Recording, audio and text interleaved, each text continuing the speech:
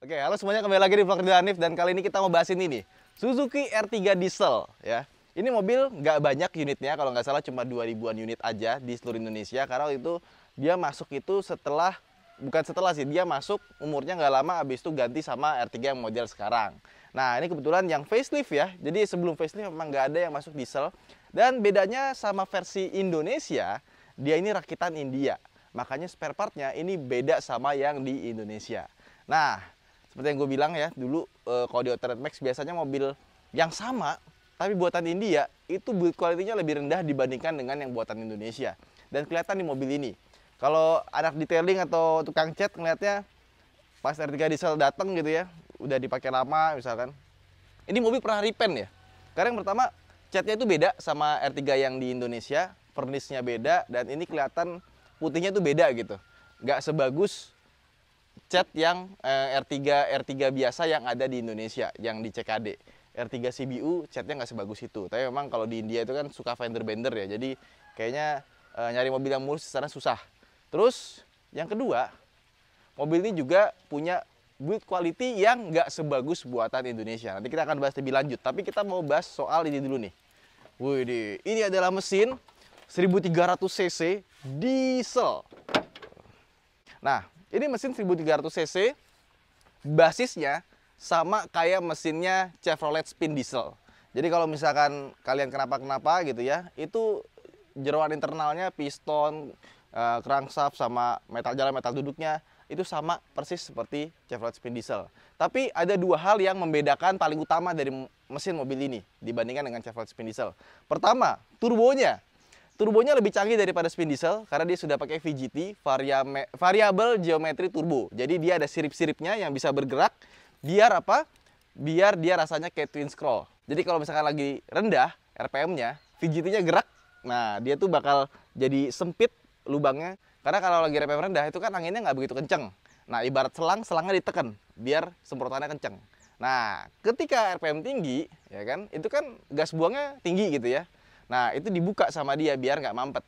Jadi lebih, ya menghilangkan turbo lag lah. Tapi ternyata mobilnya turbo lagnya sangat parah.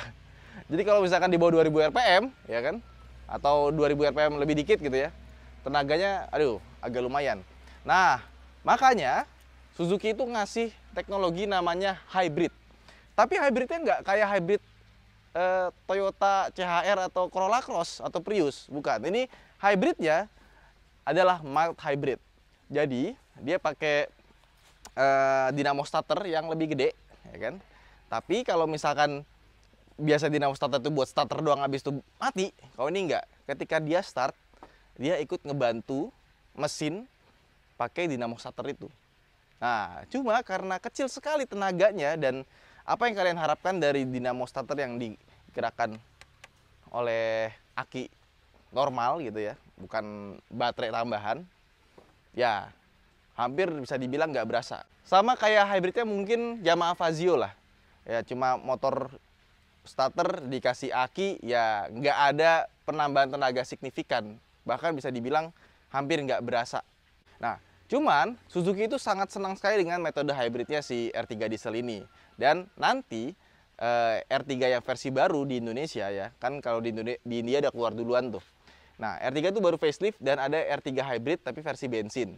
Nah, hybridnya dia sama sebenarnya, masih pakai motor starter generator atau bisa dibilang motor starter ya.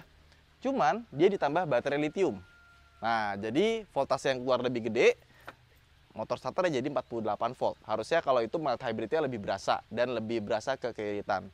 Nah, meskipun gue bilang tadi hybridnya nggak berasa, tapi mobil ini tanpa hybrid pun sudah irit. Karena di Chevrolet Spin Diesel itu untuk dapat 1 liter 20 km itu udah kayak gampang aja gitu. Terutama di mobil ini sama. Bisa 120, bahkan katanya 125.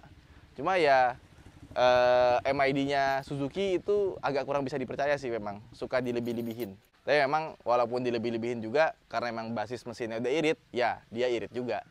Terus mesin diesel ini juga bagus, gue suka. Kenapa? Karena pertama suaranya itu suaranya kalem. Ya masih ada suara dieselnya tapi nggak berisik kayak diesel-diesel Panther atau Innova diesel gitu ya. Nah, terus yang kedua getarannya pun juga minim. Coba sini lihat nih. Engine mountingnya segede-gede gaban. Tuh.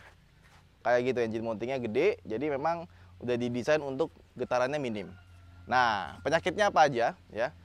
Suzuki itu kalau misalkan kita nggak ngisi Pertamina Dex, even kita ngisi Shell diesel aja, itu garansinya hangus. Jadi harus Dex kalau masih pengen garansi.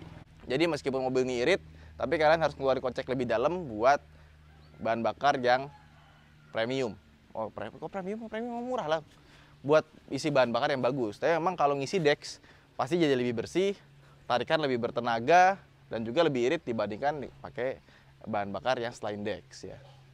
Pertamina sponsor kan ya. Terus yang kedua, termostat itu di mana ya? Posisinya. Dia tuh katanya termostatnya itu dibuat dari plastik bahannya, jadi gampang patah. Nah, ketika patah itu jadi overheat, dan kalau udah overheat, kalau misalkan dibawa jalan terus bisa ya kelar lah itu mobil. Termostat itu sebenarnya komponennya sangat sederhana, tapi kalau failure dan akhirnya radiatornya itu nggak bersirkulasi ya langsung overheat. Jadi kalau misalkan kalian udah punya R3 diesel dan kelihatannya udah cukup tua gitu ya, segera ganti termostatnya daripada nanti keburu rusak terus merebet kemana-mana, mendingan ganti duluan aja. Jadi kalau misalkan kalian beli mobil bekasnya, tanya dulu udah pernah ganti termostat atau belum. Kalau belum, segera ganti aja. Better safe than sorry ya. Nah, terus juga extra fan, kalau udah tua, udah 100.000 km lebih, sebaiknya mulai dicek dan kalau udah lemah diganti aja. Nah, terus bisa kita lihat di sini, ya tuh. Dia peredamnya lebih bagus, tapi udah mulai kebuka-kebuka sih. Kayak gini. Ya karena umur sih, dan ini di sini atasnya juga ada peredamnya seperti ini. Mesinnya pun juga kelihatannya padat gitu. Padahal dia cuma 1300 cc, tapi karena dia diesel pasti long stroke, jadi mesinnya panjang. Nah, secara eksterior mobil ini nggak ada bedanya seperti R3 yang kita kenal ya. Grillnya sama kayak yang facelift, terus juga ada chrome-nya di sini, ya lampu sama, velg juga sama. Tapi bannya, kalau nggak salah dia pakai ban India, tapi karena ini udah diganti, jadi sekarang dia pakai Hankook Kinergy. Terus ke samping, ini juga masih sama persis, nggak ada bedanya. Wheelbase-nya panjang kalau R3 itu, makanya kalau kita lihat nih, pintunya panjang juga. Makanya kalau kita buka, mau paling lebar, ini kita makan space yang cukup banyak di parkiran. Nah, terus ke belakang lagi, kita lihat di sini ya. Ya ini R3 facelift, makanya ada garnish di sininya. Dia ada defogger belakang, kalau yang R3 biasa nggak ada. Ya, ini diganti jadi apa namanya? Shark fin antena, sama ini nih, logo hybrid di sini. Nah, jadi yang membedakan dari belakang itu logo hybrid dan tulisan CDI. Sensor parkingnya juga ada 4. Biasanya kalau R3 biasa cuma 2. Terus buka bagasi belakang. Wah, ini nih.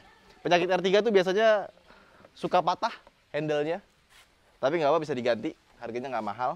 Nah, ini dia.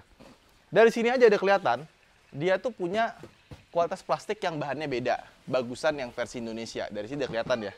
Cuma tetap aja kalau R3 itu tetap lebih bagus dibandingkan dengan merek kompetitor. Dan bisa kita lihat juga matching-matchingnya itu beda sekali dengan matching-matching plastik yang buatan Indonesia. Dia masih agak renggang, terus ada yang rapat banget, ada yang renggang, ada yang rapat banget. Nggak bagus kayak di versi Indonesia. Sama biasanya penyakitnya R3, ini nih, udah mulai lemah terus turun. Ganti doang cuma 300.000. Ke dalam yuk. Untuk yang varian diesel, dia punya seat pattern yang beda. Dia tuh lebih simple ya kayak gini dan agak lebih kasar dibandingkan dengan versi yang Indonesia. Terus juga ini joknya kebetulan sudah diganti kulitnya. Kalau misalkan masih standar, dia emang beda juga patternnya sama Indonesia.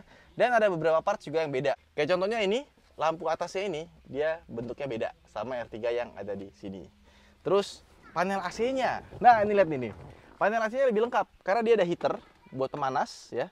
Soalnya di India itu kan 4 musim ya, ada yang salju di bagian utaranya, makanya dia lebih lengkap. Nah, terus di bagian tombol sini, itu kan kalau yang versi lokal dia cuma tombolin doang ya, buat ventilasi udara dalam atau luar. Nah, di sini ada tombol AC juga sama ada defogger. Yang Indonesia nggak ada. Nah, kalau yang bagian sininya dia bisa sampai ke defogger belakang, arah semburannya bisa sampai ke kaki. Head unit juga sama, makanya diganti sama yang lebih gede seperti ini. Terus speedometer, nah ini nih, speedometernya beda. Kalau R3 itu kan warnanya oranye ya. Kalau mobil ini warnanya putih. Terus di sini ada tulisan SHVS. Ini sistem hybrid Suzuki sama ininya nih, MID tengahnya itu juga warnanya bukan oranye, warnanya putih dengan background biru kehitam-hitaman. Nah, terus teman-teman kalau misalkan punya R3 dan pengen ganti model speedometernya, misalkan mau jadi warna putih latar belakangnya, atau mau dibikin ala-ala hybrid, kalian bisa ke SPD, ya dari Jakarta, Bandung, atau di Jogja. Bisa custom, mau naruh muka kalian pun juga bisa di situ. Foto keluarga gitu ya, bisa taruh di sana kalau mau. Nah, terus ini nih yang paling kelihatan, build quality-nya itu berbeda dengan versi Indonesia. Sama seperti yang gue bilang di bagian belakang. Nih, lihat nih. Ini udah kelihatan nih dari sini nih. Tuh. Ya kan? Udah goyang, terus ininya masih ada kasarnya di sini. Ini ada yang renggang, ada yang rapet. Terus ya bagian sini juga berasa lah. Jadi emang build quality India itu nggak sebagus versi Indonesia. Udah gitu, masuk ke dalam mobil ini, itu berasa bau plastiknya. Kalau versi Indonesia kan baunya netral ya. Ini masih berasa bau plastik. Jadi kalau dicium plastiknya ini, itu sama kayak bau ambience di mobil ini.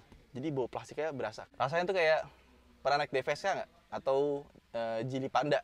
Nah, rasa baunya itu mirip-mirip kayak gitu. Bau plastik dari interiornya.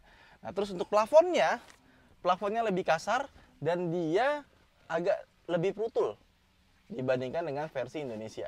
Kan kelihatannya ada agak brutal gitu ya. Dan dipegang itu juga dia lebih kasar dibandingkan dengan versi yang CKD Indonesia. Nah, terus perbedaan berikutnya ada di tombol-tombol ini. Nah, kalau versi Indonesia kan cuma ini doang nih. Cuma parking sensor doang, sisanya kosong. Nah, di sini ada untuk auto start stop ya. Jadi kalau misalkan kita pencet off-nya, dia nggak mati pas lagi di lampu merah atau lagi berhenti. Nah, terus di sini ada lampu kabut. Lampu kabut kalau nggak salah buat Indonesia juga ada, tapi tombolnya itu juga beda gitu sama yang versi India. Sama dia ada headlamp adjusternya. Jadi ketinggiannya bisa diatur dari sini. Nah, sayangnya sekali ini sama ini di versi yang Indonesia nggak ada. Nah, sekarang gimana rasa berkendaranya? Yuk, kita jalan. Nah, sekarang kita udah siap mau jalan, tapi sebelumnya gue mau informasiin dulu. Mobil ini punya tenaga mesin, ya, itu cuma 91 PS. Tapi torsinya 200 Nm. Wih, torsinya nggak play-play ya. Sebagai perbandingan, R3 1400 cc itu tenaganya 95 PS dan torsinya 130 Nm. Jadi torsinya itu antara yang diesel sama yang bensin, ya, itu bedanya sekitar 70 Nm, jauh. Dan di India dia punya dua model mesin, ada yang 1300 cc dan ada yang 1500 cc. Yang 1500 cc yang diesel tenaganya lebih gila lagi. Ya secara numbers cuma 95 PS, tapi dia punya torsi 225 Nm. Gede banget.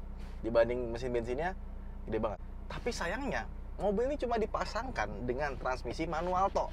Nggak ada yang matic-nya. Kalau misalkan ada matic-nya pasti lebih laku. Dan juga untuk ukuran mobil diesel, karena dia cc-nya kecil ya. Lihat dong, biasanya mesin diesel cuma 4.500 atau 4.000 ya. Dia bisa sampai 5.000 rpm. Jadi mesin diesel itu kan biasanya long stroke. Karena dia long stroke jadi nggak bisa terlalu cepat geraknya. Tapi di mobil ini karena dia cc-nya kecil bisa sampai 5.000 rpm. Nah, jadi rentangnya jauh tuh speedometernya. Biasanya 4.000 atau 4.500 daripada merah, dia masih sampai 5.000. Untuk mobil diesel itu tinggi. Ya, sekarang kita jalan. Nah, ini yang kerasa getarannya itu ada di pedal koplingnya. Pedal koplingnya tuh agak geter. Terus transmisinya ini nggak kayak yang versi bensin. Transmisinya ini masih rasanya agak sedikit kasar. Dan yang kedua, koplingnya juga nggak seenteng yang R3 bensin. Kalau R3 bensin kan kalau yang manualnya enteng banget, ini masih ada rasanya. Terus rasa steeringnya, rasa kaki-kakinya, suspensinya sama persis seperti R3 generasi pertama yang kita kenal. Persis nggak ada bedanya. Dan kalau misalkan kita juga udah waktunya ganti kaki-kaki, kayak ini kan depannya udah mulai bunyi nih kirinya. Ya wajar sih karena pemakaian, dan ini udah 80.000 km. Ini bisa pakai spare part yang sama dengan R3 bensin, kecuali drive shaftnya karena dia kan yang versi diesel ya. Sisanya semuanya sama persis tuh. Kekedapan kabinnya sama-sama kedap. Terus suspensinya juga enak. Dan entah kenapa gue lebih suka kenyamanannya R3 generasi pertama dibandingkan dengan R3 generasi kedua atau XL7. Yang ini empuknya pas, peredaman kabinnya juga lebih bagus. Itu aja sih. Sisanya sih kalau dari yang lain-lain jelas lebih bagus R3 baru ya. secara teknologi dan lain-lain. Tapi yang lama juga not bad.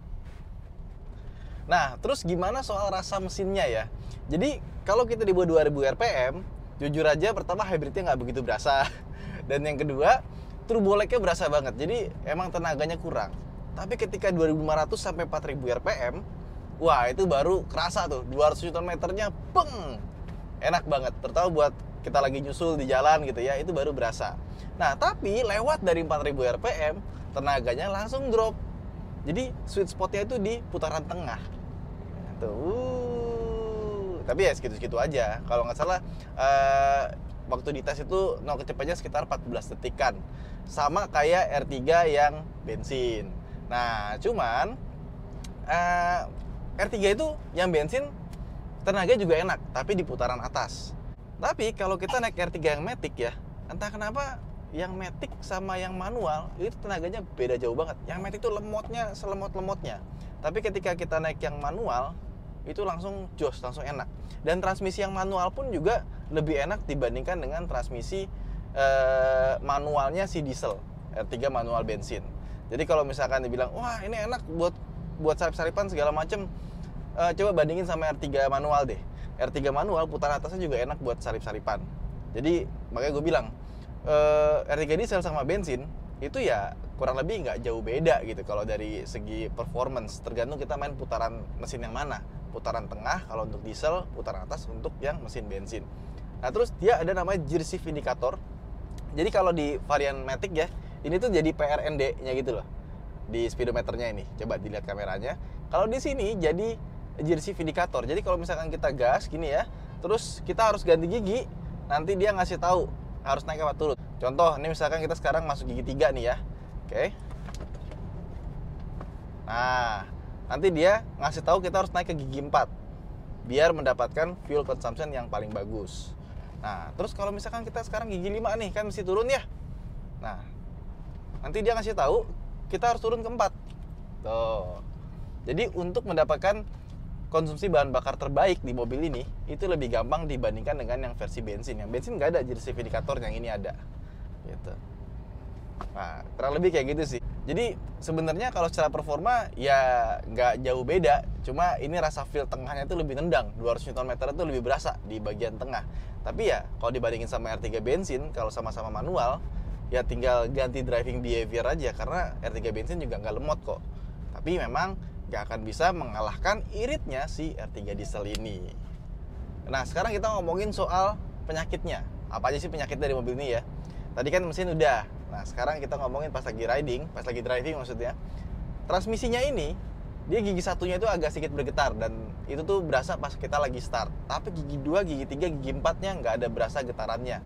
Cuma kayak deret gitu bentar, tapi abis itu hilang. Nah, itu katanya gara-gara koplingnya nggak rata, tapi emang udah bawaan dari lahir. Kalau diganti sama kopling bawaan yang part Indonesia, itu penyakitnya langsung hilang. Nah, terus yang kedua, aki mobil ini itu lebih besar karena dia punya teknologi start stop tadi. Alhasil harganya lebih mahal dibandingkan dengan versi yang biasa. Kalau misalkan kalian gantilah dengan yang sesuai speknya. Jangan ganti yang kayak R3 bensin.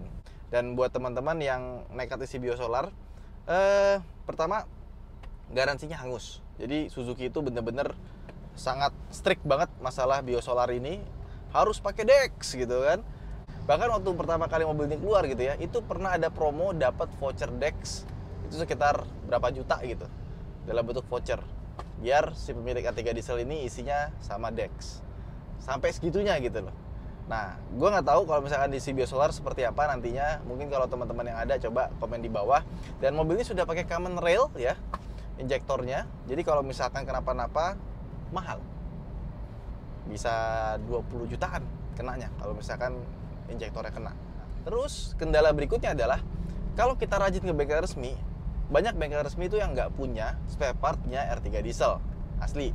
Jadi banyak yang mengeluhkan spare partnya susah. Tapi ya zaman sekarang kan udah zaman digital ya.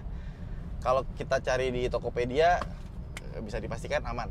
Semua spare partnya tersedia, dan untuk internal mesin bisa tuker-tukeran sama Chevrolet Spin. Tapi nggak semua ya. Jadi mesti dicek dulu kesamaannya apa aja. Jadi makanya banyak yang bilang ini R3 diesel ini mobil yang dijual di Indonesia, buatan India, tapi mesinnya itu di-develop di Eropa. Karena ini dipakai sama Chevrolet, Fiat, dan yang lain-lain mesinnya. Tapi kalau misalkan dikasih skor ya, mesinnya gimana? Gue bisa kasih skor dari mobil ini, mesinnya dapat 8. Karena dieselnya halus, dan suaranya pun juga halus. Pasang audio, suara mesinnya langsung nggak kelihatan. Langsung nggak kedengeran. Mesin kok kelihatan suaranya. Oke, jadi itu aja mungkin vlog kita kali ini tentang Suzuki R3 diesel ya. Kesimpulannya gimana? Kalau kalian adalah pencinta mobil diesel, butuh 7-seater dan ada di range harga 150 jutaan ke bawah atau lebih dikit gitu ya, maka R3 diesel ini adalah satu-satunya pilihan kalian selain Chevrolet Spin Diesel. Atau kalau mau yang lebih gede bisa ke Kijang Innova Diesel. Cuma menurut gue sih agak kurang necessary ya. Maksudnya dengan pindah bensin ke diesel, benefit yang didapatkan dari mesin dieselnya itu nggak sewah itu gitu, kecuali bahan bakar yang irit, tapi terkompensasi sama harga bahan bakarnya yang harus pakai Dex. Tapi sayangnya di mobil ini build quality-nya itu nggak sebagus R3 bensin. Jadi kalau buat gue, kalau misalkan kalian nggak fanatik banget mesin diesel, lebih baik ambil R3 bensin aja. Ini adalah R3 yang cukup langka, cuma 2000-an unit, hanya untuk kalian pencinta diesel. Itu aja mungkin vlog kita kali ini. Serdanif, sampai jumpa di vlog berikutnya. Jangan lupa buat teman-teman yang punya R3 diesel, sampaikan di bawah keluh kesahnya. Ya, Serdanif, terima kasih telah menonton. Bye.